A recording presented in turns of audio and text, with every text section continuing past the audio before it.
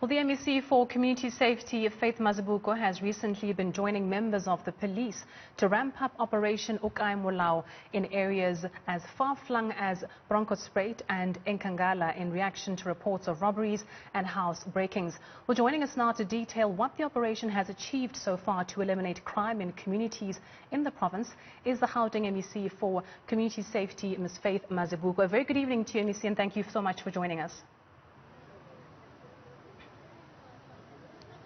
Good evening to yourselves and to the viewers at home.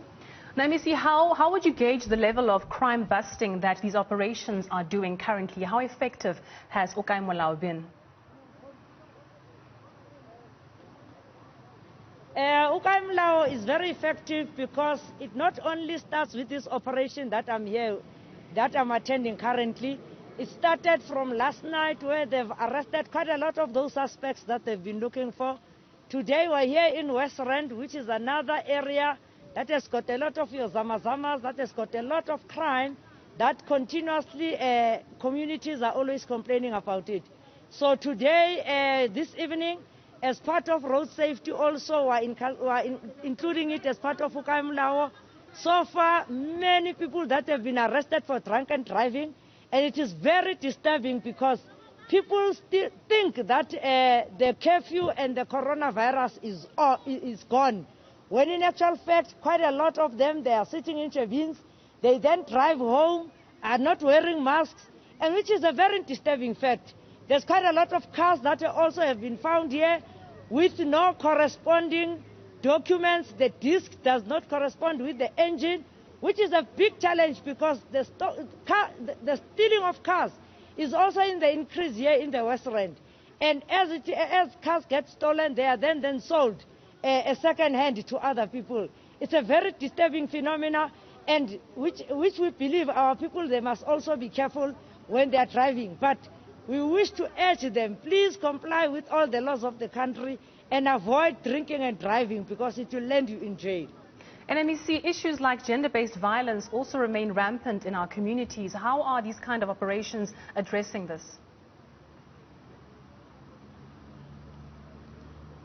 So far what they managed to do is to look for those that have violated their protection orders and those that are on the run.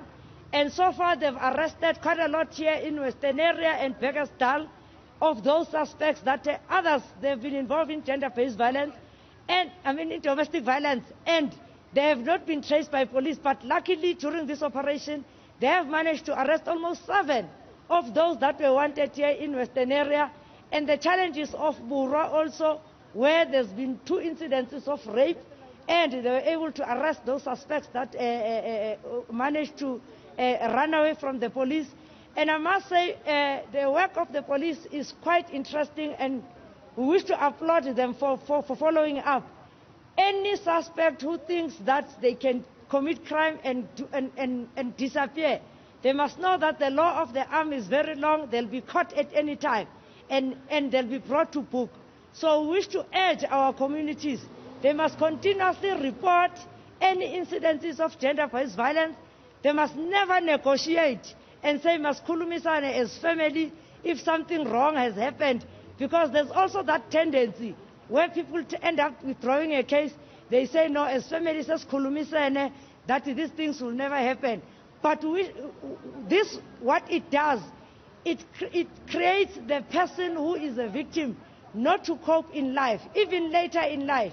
So we wish to urge all the people who wish to do such things to refrain from doing such negotiations. Allow the course of the law to take its course so that then we're able to assist the victim.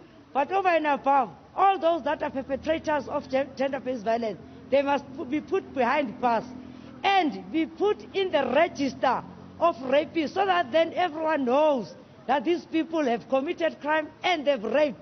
Their names must appear on the register of sexual offences. Now, when it comes to the issue of child abuse, which your operations seem to uncover a lot of these issues of child abuse, are you working together with other stakeholders to also help these vulnerable people find a place of safety and some sort of a restoration? We do work with Home Affairs and also with Social Development.